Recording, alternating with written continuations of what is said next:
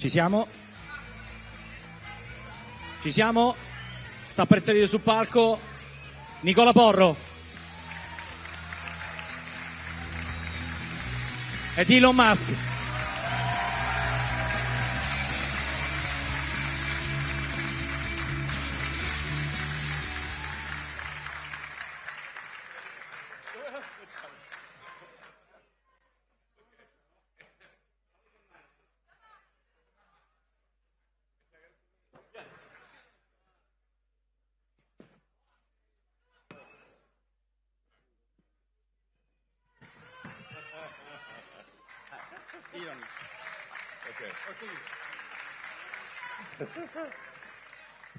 Hello, everyone.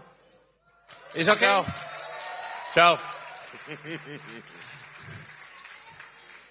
Buongiorno. Avete già capito che Elon vuol dare un messaggio molto chiaro. A very strong message, Elon. You arrived here with your son, one of your sons. So demographic for us is so important. Yes, I think this is important to always. Ragazzi, i fotografi, just a moment, sorry about that. Just a moment. Facciamo un secondo di fotografie e poi dopo che mi rendo conto non è some photograph. Should I stand up or? Where?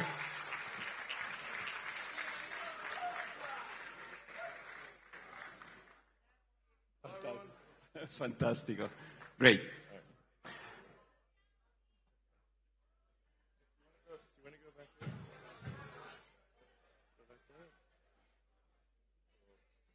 Va bene.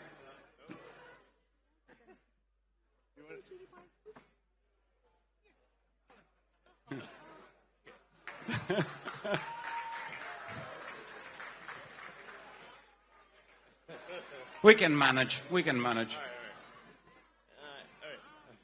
right. I'll see you soon. All right. All right. Great. Well, hey guys. Siamo a posto con le fotografie, così possiamo iniziare. All right. We are really excited because 12 hours. How long is the trip from Austin to here? Wait. I think it's about 8 or 9 hours. Okay. So you're fresh like in the first morning. Yeah, exactly. So first question is about demography, and I spoke with you in the past about that, and I think it's very important for you, and you pointed on that a lot of your discussion and your purpose. Is it? Yeah, I think I really want to emphasize that it's important to have children and to create the new generation. And as simple as it sounds, if people do not have children, there is no new generation. So I very, very much strongly recommend that, I'm very much in favor of humanity expanding and creating a bright and exciting future for the world. And, but fundamental to the furtherance of human civilization is having humans. As simple and basic as that sounds, every year I look at the birth rates, and I'm like, it's kind of a bit depressing because birth rates seem to decline every year, and I think that perhaps my biggest advice to leaders, to government leaders, and to the people in general would be to make sure to have children to create the new generation. And I think any incentives that can be done to incent the new generation, to make it easier for women to have children and to support the children, I think would be very wise. This is so fundamental, and I really can't emphasize that enough. If you don't have a new generation, there is no new generation.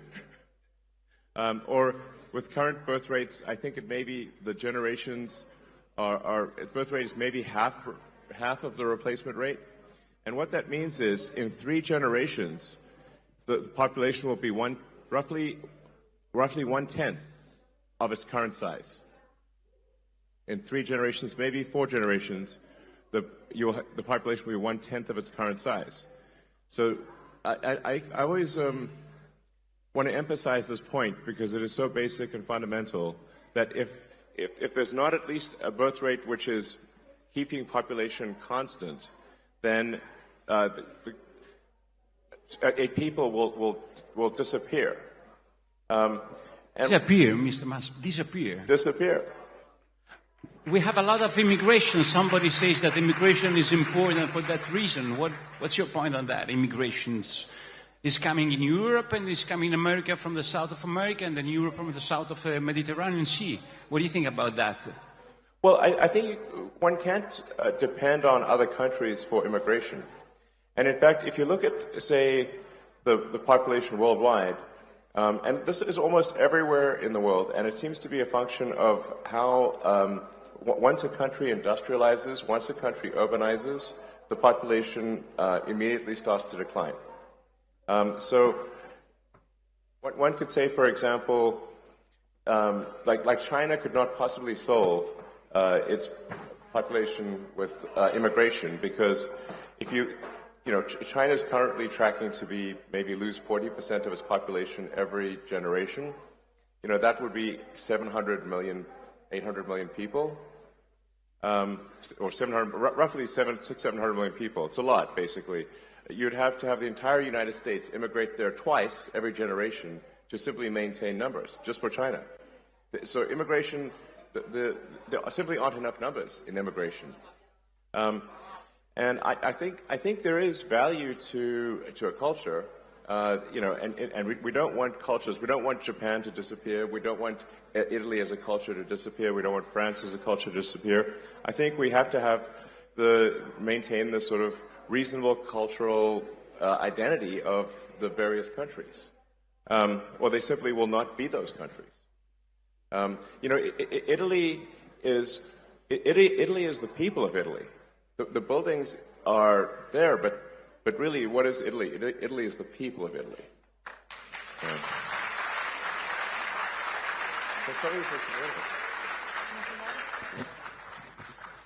So, I mean, I just think it's and I speak as someone who is very much an environmentalist, and I believe in having, you know, building a sustainable future for the world. I think that there are very few people who as an individual, who've done more than I have to help the environment with electric cars and solar and batteries to create a sustainable energy future, because we absolutely need a sustainable energy future. But there is an aspect of the environmental movement that I think has gone too far. Really, said from you? Yes. So said from me, you know, I think I am objectively one of the world's leading environmentalists in terms of doing things. I would say so. Like, I'm an environmentalist who does things. I'm of action, not talk. I act. So I feel I can say, as an environmentalist, that the environmentalist movement has gone too far, and in that, if you, in the natural extension of the environmentalist movement, if you go too far, you start to look at humanity as a bad thing.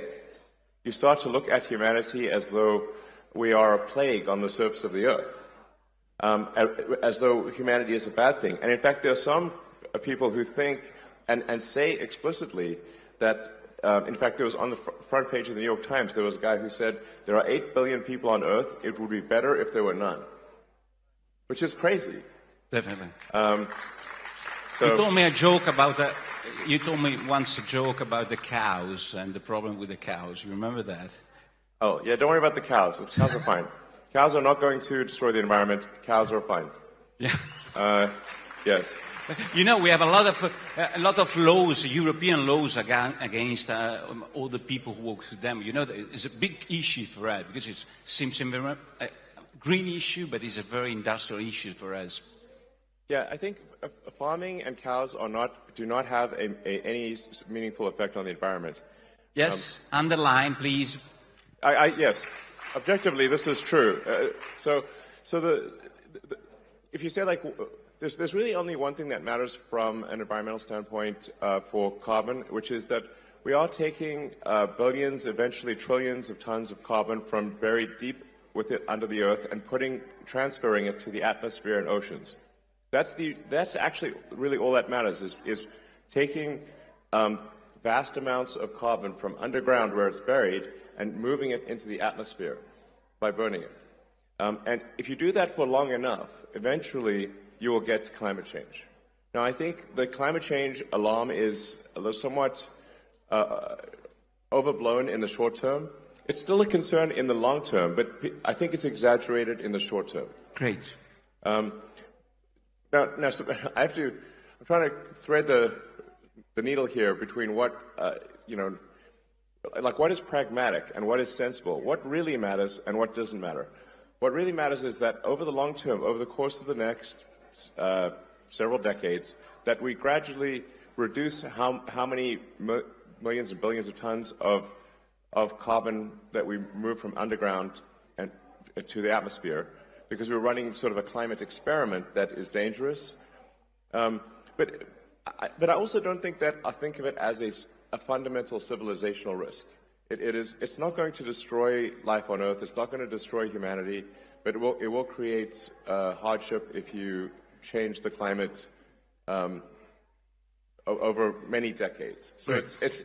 I think my message is I think much more pragmatic and I think correct and sensible. And I don't think we should demonize oil and gas. I think we should say, look, that is obviously necessary in the short term and the medium term too, and it'll take several decades to become sustainable. So I think if we just, without getting too worried about it, seek to have a sustainable energy future gradually, then that's what will happen.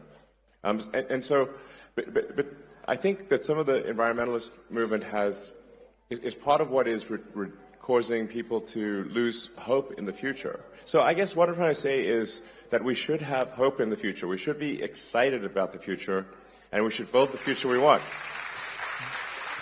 What about, Elon, you call it the woke mind. Yes, it's the name you gave to that, woke mind that virus, island. yeah. So woke mind illness. What's that virus? Yeah, so it's coming to Europe, I have to advise you, huh? Yes, well, this is not something you should import from America. Please don't import the woke mind virus. It's bad.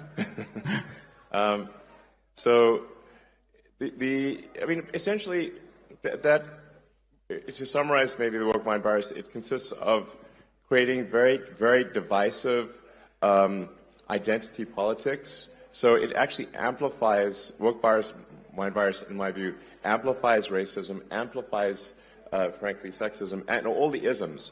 And while claiming to do the opposite, it actually divides people and makes them sort of hate each other, and it makes people hate themselves. And it's also anti-meritocratic. It's not like, it's not merit-based. So you want to have people succeed based on how hard they work and the talents, not who they are, whether they're man, woman, what race or gender. That stuff is all creating. It's an artificial, mental civil war that is created, and it's not. And let me tell you, it's no fun. Okay, no fun. It is like woke mind virus and fun are incompatible. There's no fun in that. No joy. Woke mind virus is all about condemning people instead of celebrating people. Like when in the woke, it just doesn't celebrate. It's all about condemning and being divisive and being I think it's just evil, frankly. Really? Yeah. Yeah, it's bad. So bad. Yeah. But you get a lot of problems saying so on your social in X, or have this point of view. You were a good friend of Obama administration, and now they don't really like you so much for this kind of speech you do in public, or not? I don't know. I I'm very pro-human. I'm very pro-civilization.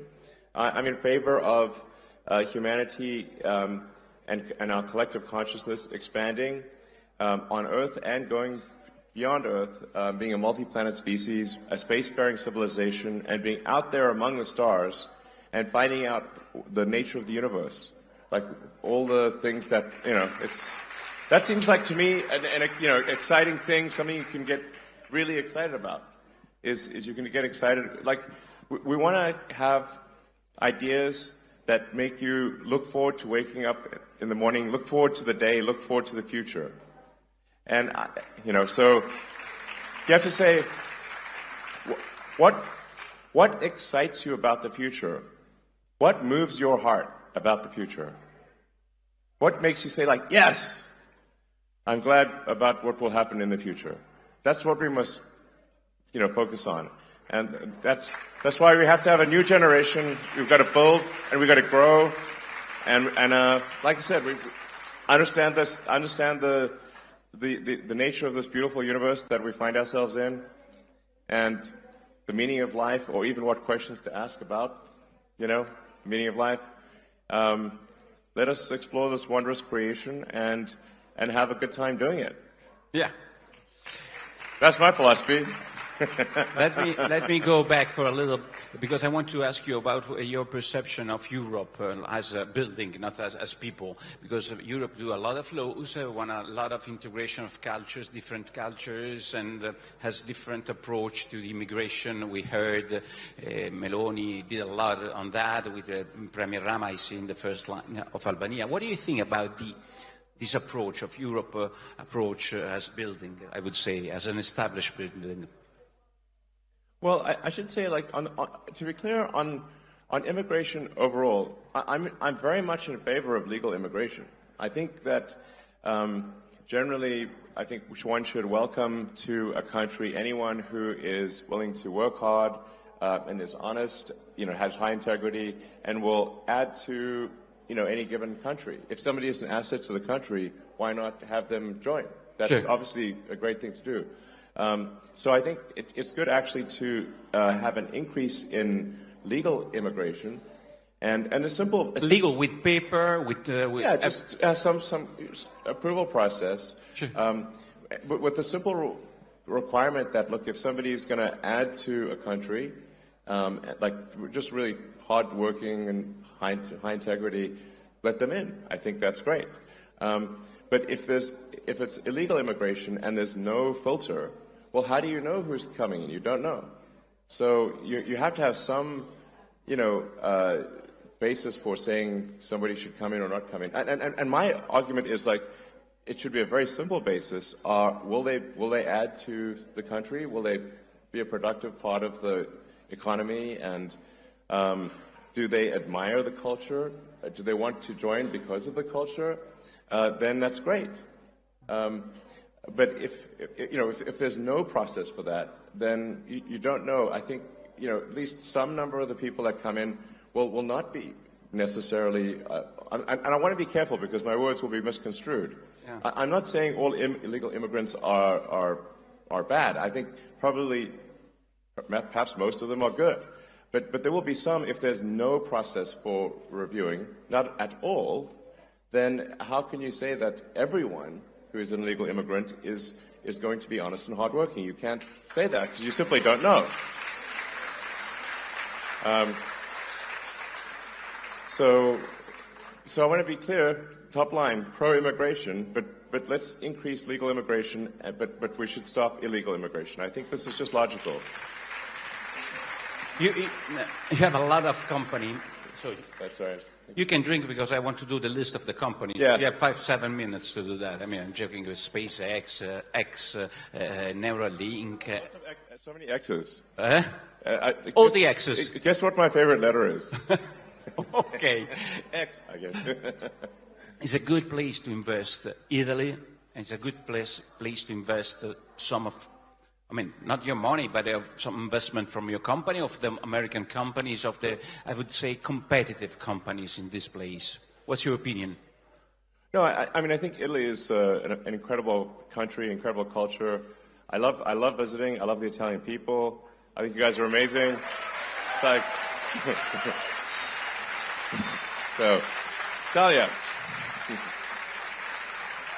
So I want, personally, I want the prosperity of Italy, and I want the prosperity of every country. I want the prosperity of humanity as a whole, and like I said, I want us to have an exciting future where we're fired up about what's going to happen and really excited.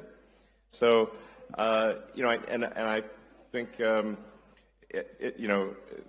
Italy is a great place to invest. It's a great, great country. But I do want to emphasize that I do worry about the low birth rate. And if a company is to invest in Italy, they're like, well, you have to say, like, will there be enough people to work there? It's a simple question. If the workforce is declining, then then who will work at the company? It's simple. If there's no people, there's no people to work. Yeah, but I mean, in 50 years, 60... No, I think it's even sooner than that, though.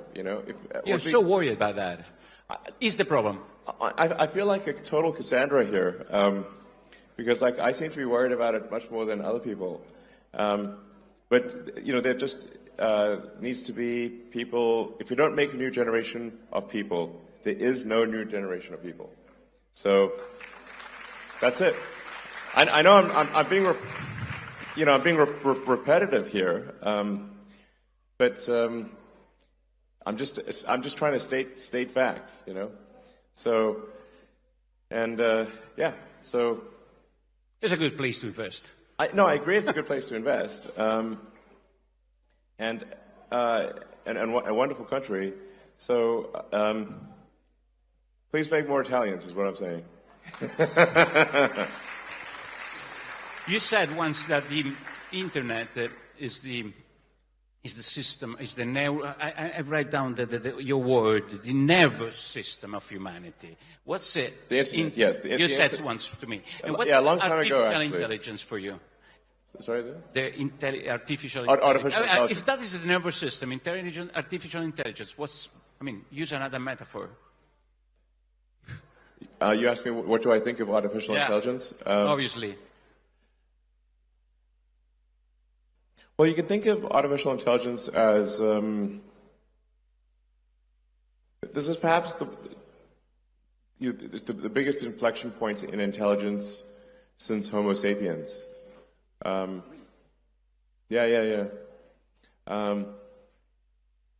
Artificial intelligence will be essentially a sort of a new species, or is a new species.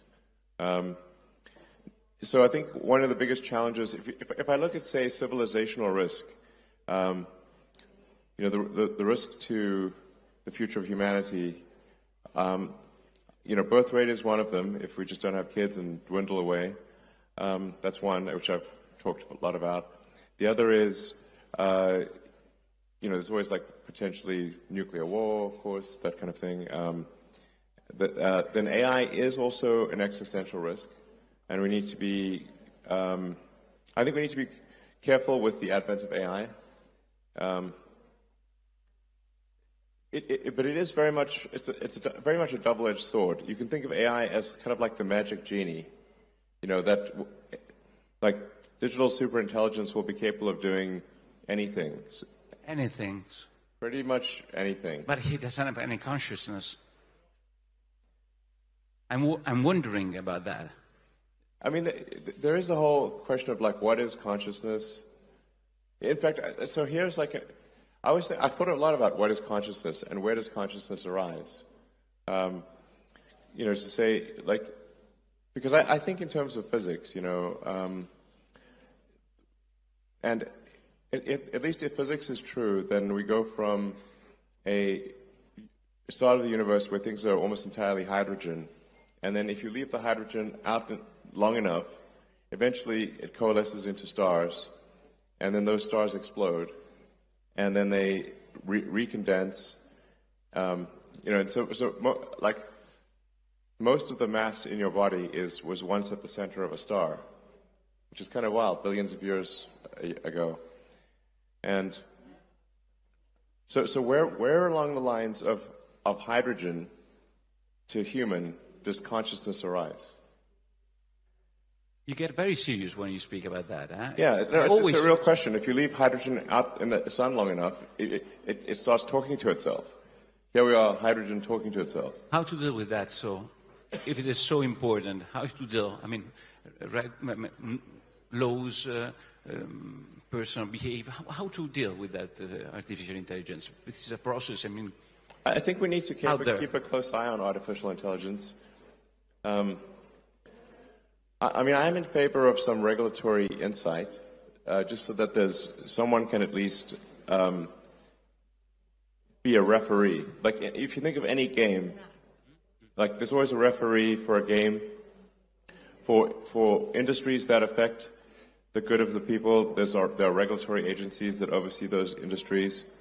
Anything that's dangerous is overseen by some kind of referee or regulator. I think we should have the same thing for AI, just to help ensure that it is beneficial. The good part of AI is that we are headed for a future of abundance.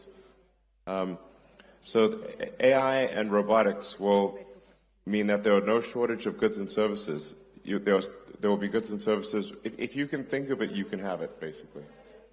So this is quite profound. Like I said, it's the magic genie. AI and robotics will get you anything you want. Now, usually in these sort of fairy tales about magic genies, it doesn't turn out so well. You have to be careful what you wish for, even if what you wish for are wishes.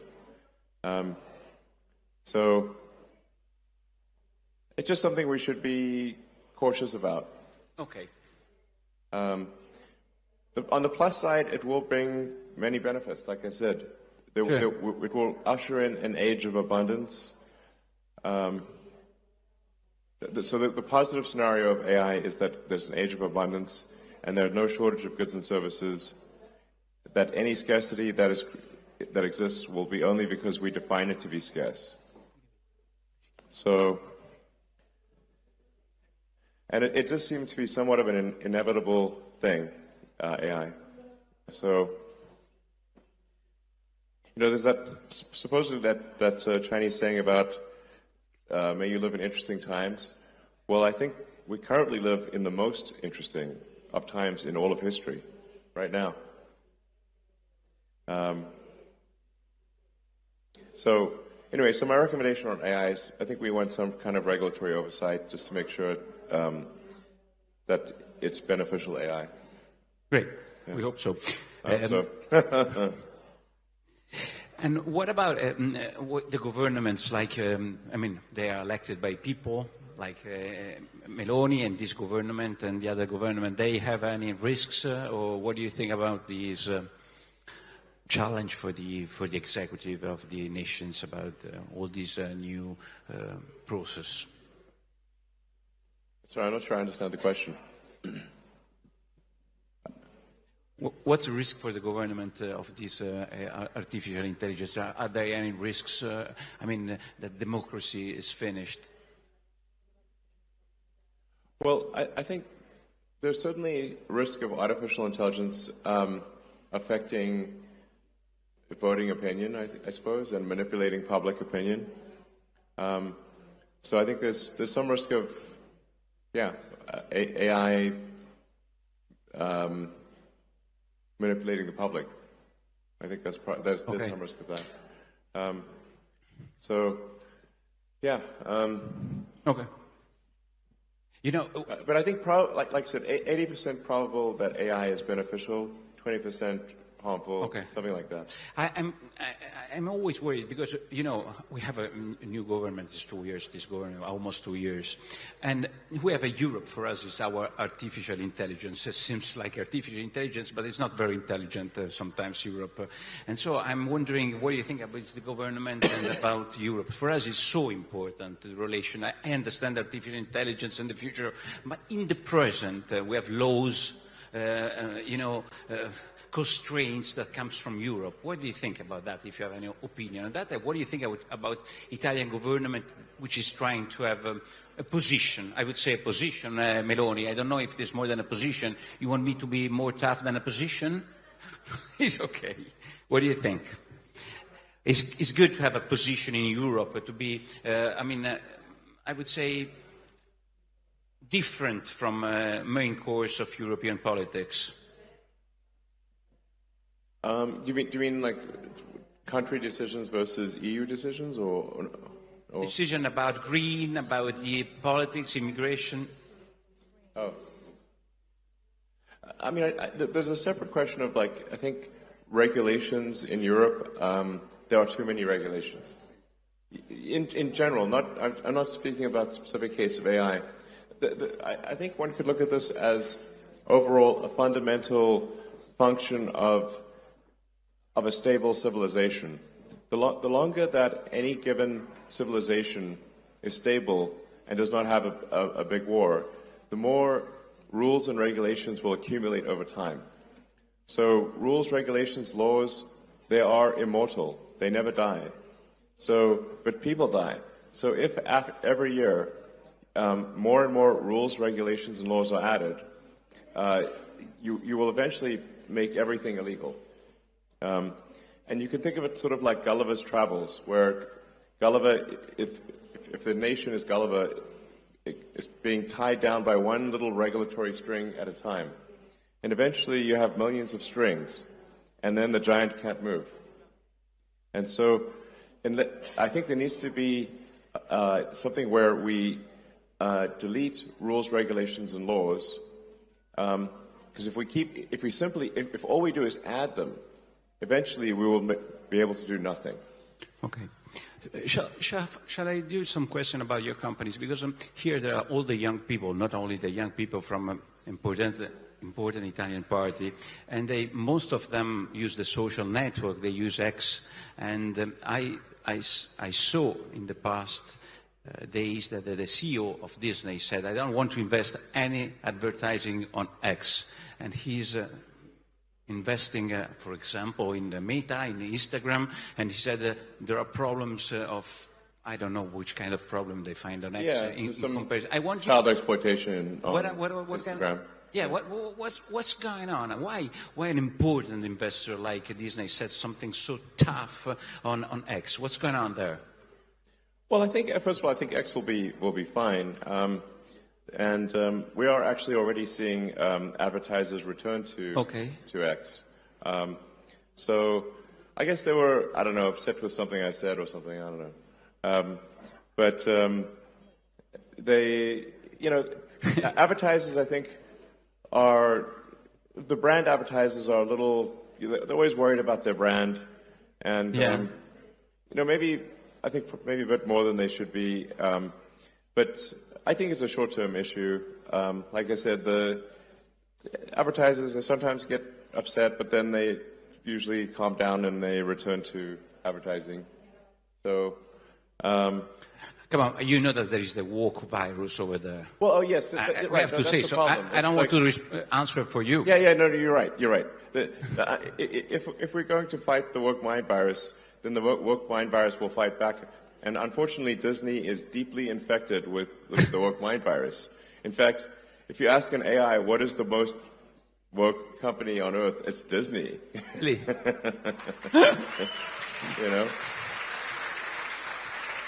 But and you have to say, I think they should be asking themselves, what would Walt Disney think of Disney today? I think he's turning in his grave. I think he's not happy. Sure. If the namesake of the company is not happy, that's probably a bad sign, Because Walt Disney, what did he care about? He cared about bringing joy to people's lives. He making wonderful things that children and families could enjoy. He created some of the coolest, art in the world, and stuff that even 100 years after it's created, we still remember it. And it's still a major thing. But you have to say, how great was Walt Disney? It was amazing. But now, Disney, at least for now, is deeply infected with the woke mind virus. I think that will that will change over Yeah, time. I hope so. He arrived at the European Commission. They're not investing on X. You know that. Maybe they got the woke mind virus too. Yeah. You don't care. I think so, And it's like, why are they importing this crazy thing from America?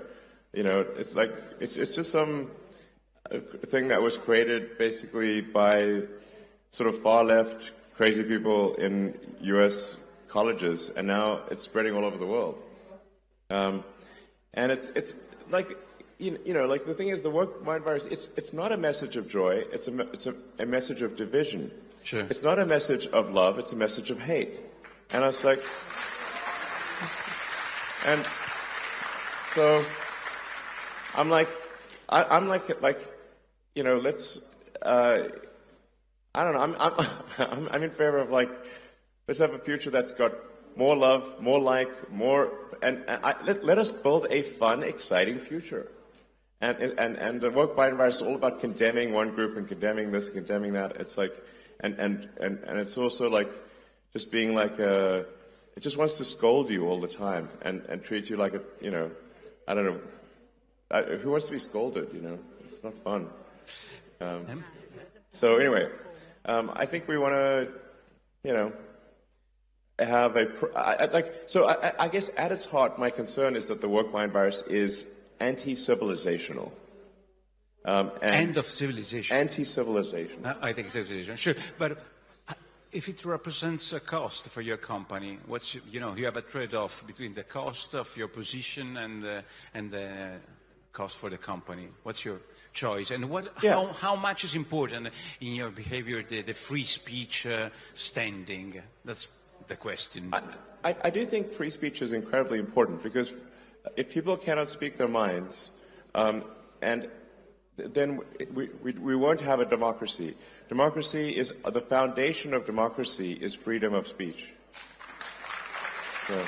But also saying something.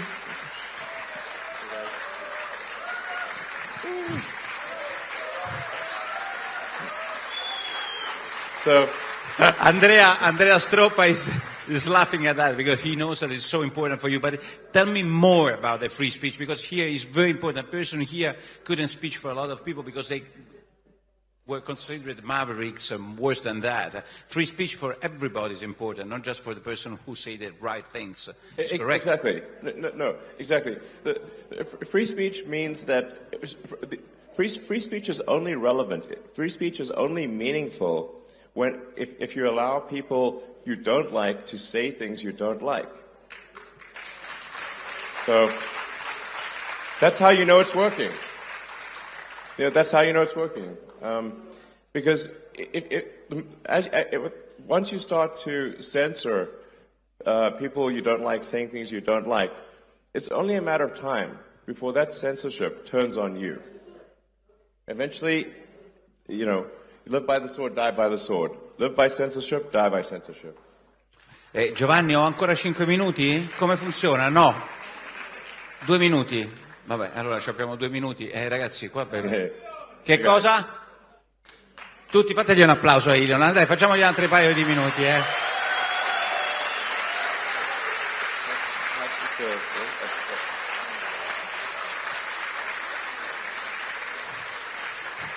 Elon, why? Allora, you spoke about free speech. You bought Twitter for the free speech. 2 minuti, dai, 2 minuti, Just for the free speech, not for the business inside. You bought yeah. Twitter.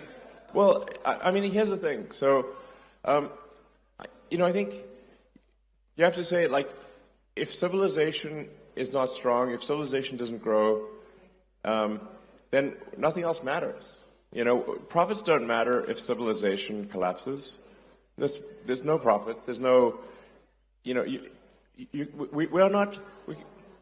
cannot exist absent civilization.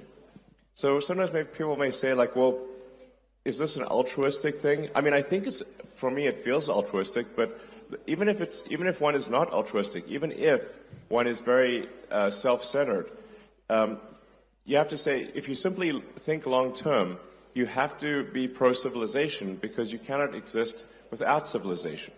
Hey. How important from 0 to 10 in the scale from 0 to 10 money? You are the richest person in the world. How is important money for you from 0 to 10? 0 is the less important and 10 is the good one. I don't know. I don't want to... 1 or 2 or something? No, come on.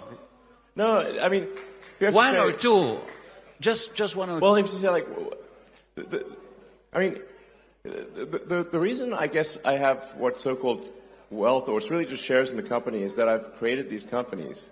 You know, in these companies like SpaceX and Tesla is 140,000 jobs direct worldwide, and 5 times that number, maybe almost 1 million jobs when you look at the whole supply chain is what Tesla's created. And then SpaceX is about 15,000 people, and also, you know, like maybe a full total supply chain 50,000 people.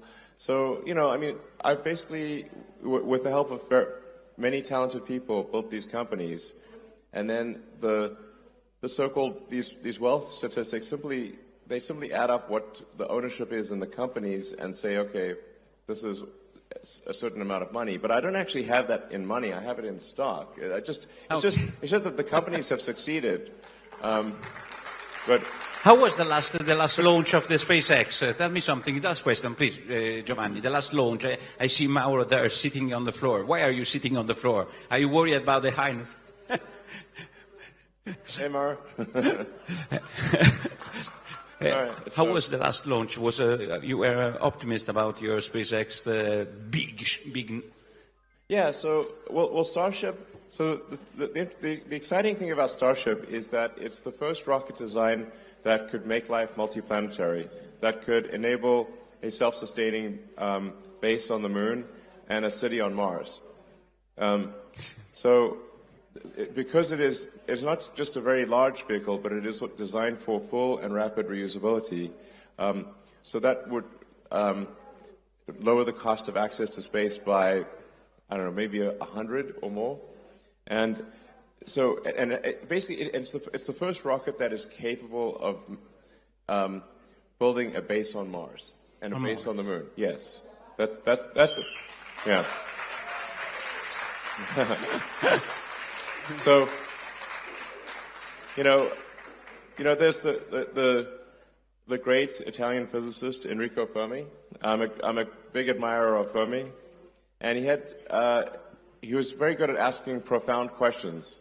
And one of his questions, which is called the Fermi paradox, is where are the aliens? And one of the explanations is that, and perhaps I think the one that I think appears to be most accurate, is that consciousness is extremely rare. That people often ask me, do I know about aliens or something like that? You know, I get asked that a lot. And the crazy thing is that I've seen no evidence of aliens whatsoever. This means that I think most likely, at least in this part of the galaxy, we are the only consciousness that exists. And so you can think of human consciousness really as like a tiny candle in a vast darkness. And we must do everything we can to ensure that the candle does not go out. That's great. We can finish with that. Elon. Yeah. Okay?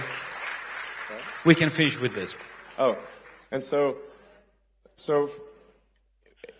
worth reading about the Fermi paradox, and because people have thought very hard about this, because one of the things is like, well, maybe there are these great filters, and these civilizations don't pass these filters. One of the filters is, do we become a multi-planet species or not? If we do not become a multi-planet species, then eventually, at some point, something will happen to the planet. Either it will be man-made, or it will be something natural, like a meteor, like whatever killed the dinosaurs, for example. So, and then eventually the sun will actually expand and will destroy all life on Earth. So if one cares about life on Earth at all, we should care about becoming a multi-planet species and eventually going out there and becoming a multi-stellar species and having many star systems. You know, we want the exciting parts of science fiction to not be fiction forever. We want to make them real.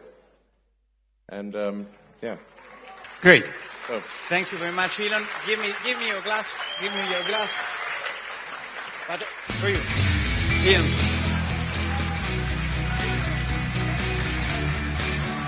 Go humans! Go humans! Yes! Team Humanity!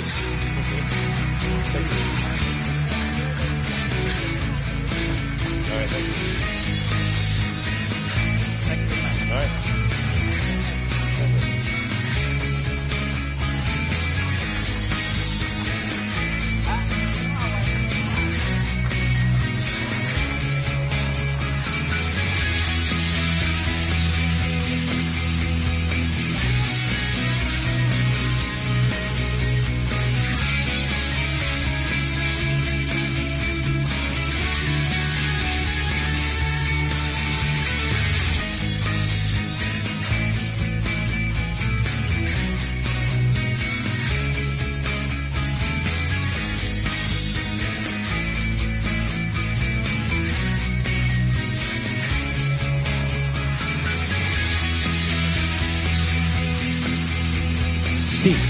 Allora, tra pochissimi minuti saremo subito pronti per il prossimo panel dedicato al valore della qualità per il benessere di persone e imprese. Dateci soltanto 2 minuti per preparare il palco. La parola al collega Iaia.